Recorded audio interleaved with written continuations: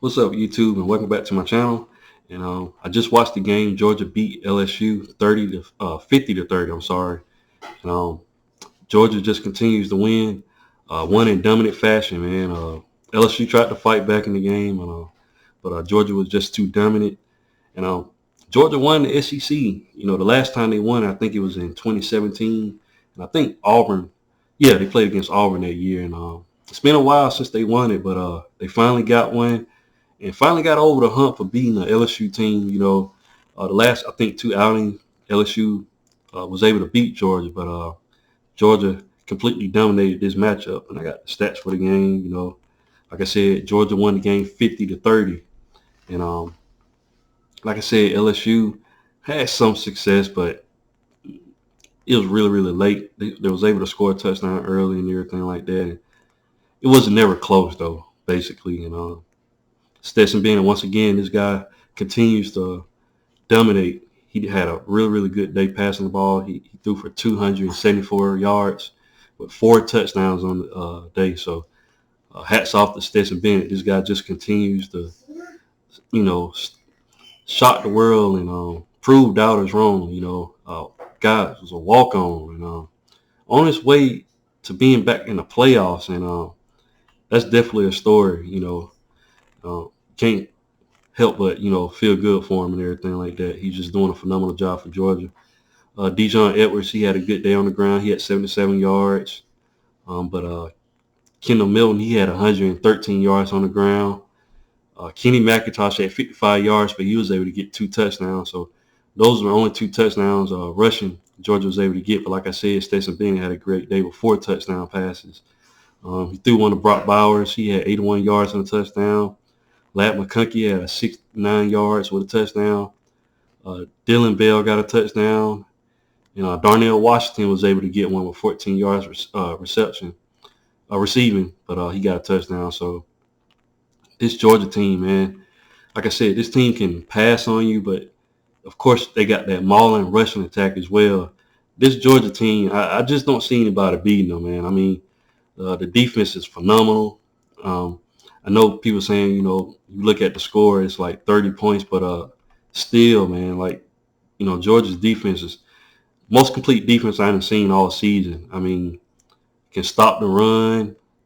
Very, very physical, man. Like, the whole team is physical from the O-line, the tight ends, some big tight ends they got. I mean, just this whole team is physical. You're not going to beat Georgia. You got to be physical with Georgia to beat them. And I don't see no team in the playoffs, I'm just being honest, that's going to match that level of physicality.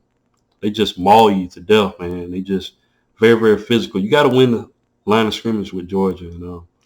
I don't see anybody stopping them at this point. Let me read off the team stats. Like I said, Georgia was able to get 548 yards of total offense. They got 274 passing. And like I said, 255 rushing, guys. I mean, that's ridiculous. How many rush yards they got on the ground.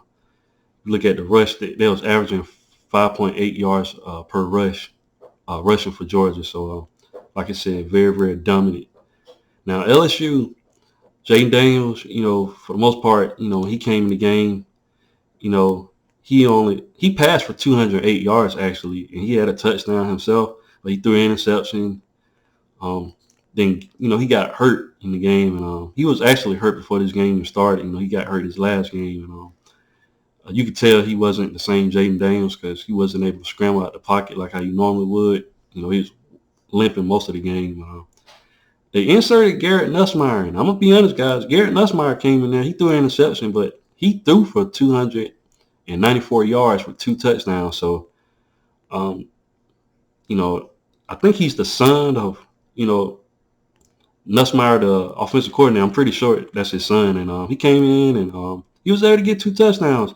Now, granted, the game was out of hand by the time he came in there, but he did spark, the LSU offense.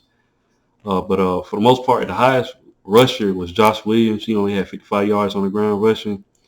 Noah Kane only had 7 yards, but he was able to get a touchdown. That was the lone touchdown LSU was able to get on the ground. Like I said, 3 touchdowns came from J. Ray Jenkins. He had 72 yards in a touchdown.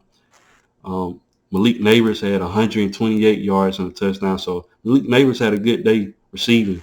And of course, Kayshon Boutte, he had 107 yards and a touchdown. So like I said, throw out the stat as far as, LSU putting up 30 points. I know Georgia fans don't like that, but like I said, the game was in hand. They weren't able to make the plays when they needed to, when the game counted. Like I said, LSU was able to get 549 yards of total offense. They got 502 passing. So LSU was able to pass the ball on Georgia in this game, but rushing, they only was able to get 47 yards on the ground. So LSU wasn't able to run the ball. Georgia stopped the run. They was only averaging 2.3 yards per rush. So like I said, this Georgia team, they stopped the run. Like I said, they got lit up in the passing game, but you got to do more than pass. Georgia is really, really good on defense, and it's not going to really show up on the scoreboard, the way they're playing defense. But congrats to Georgia, won the SEC. This is a huge accomplishment. I mean, playing in the SEC is a tough conference, and you get everybody best. And congratulations to the Georgia Bulldogs. LSU had a pretty good season, considering, having a new coach. A lot of people didn't even have LSU, win the West this season, and they won the West, had a close victory against Arkansas, took a loss to Texas A&M, but still able to go to the SEC Championship. You got to take your hat off to LSU, doing a phenomenal job with, Brian Kelly, first year as the head coach. So, but that's all I have for the video. You guys, if you haven't, please like, share, and subscribe to the channel. And I'll definitely be back with more college football content. Thanks, guys, and roll tide.